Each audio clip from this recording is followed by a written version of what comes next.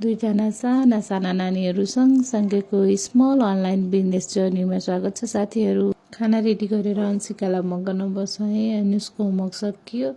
अनि अंशिकाको चाहिँ आज डिमान्ड चाहिँ फेरि उसलाई रोटी खान मन थियो रे। अनि उसको लागि मैले चाहिँ रोटी बनाउँदैछु। अनि रोटीमा चाहिँ उसलाई फ्राई गरेको पोट्याटो चाहिन्छ भनेर भन्दै थिएँ। अनि त्यो रेडी गरिदिएँ। त्यति बेलासम्म मेरो कान्छी छोरी चाहिँ सुतिरहेको थिइन्।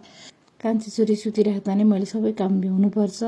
अंशिकालाई खाजा पुऱ्याएर आएँ। कान्छीलाई खानेकुरा रेडी गरिदिएर चाहिँ अब म भिडियो बनाउन सुरु गरेँ। मेरो चाहिँ आज फर्स्ट डेले अर्डर आएको थियो अनि त्यो डेलिभरी गरिदिनु चाहिँ त्यो बिहानी दिदीले गरिदिनु भएको थियो। अनि मैले भिडियो बनाएँ। भिडियो बनाउँदै अब कान्छी छोरी त उठिहालिन्। उठेपछि काम गर्न भ्याइँदैन। उसलाई खुवाएँ। त्योपछि गएर अनि अंशिकालाई फेरि लिन जाने बेला भइसकेको थियो। अनि अंशिकाले लिन भनेर उसलाई बोकेरै जानु पर्यो। लिएर आइसकेपछि अंशिकाले चाहिँ म त ठुली भइसक्यो म आफै नाना फेर्छु भने ल फेर भनेर उसलाई छोडिदिएँ। उनीहरू दुईटी चाहिँ खेल्न थाले। एकछिन खेलेपछि अंशिकालाई मैले चाहिँ होमवर्क गर्न राखेँ। होमवर्क गरिसकेपछि खाजा साजा खुवाएर उनीहरू दुईटीलाई सुताइदिएँ। त्यसपछि मैले भिडियो बनाएँ। यो भिडियो देखेर चाहिँ मेरो हस्बेन्ड र दिपेन दिदी यति हाँस्नु भयो। नजिकैबाट अर्डर आएको थियो। म त्यो अर्डर पुऱ्याउन गएँ। Thank you for watching.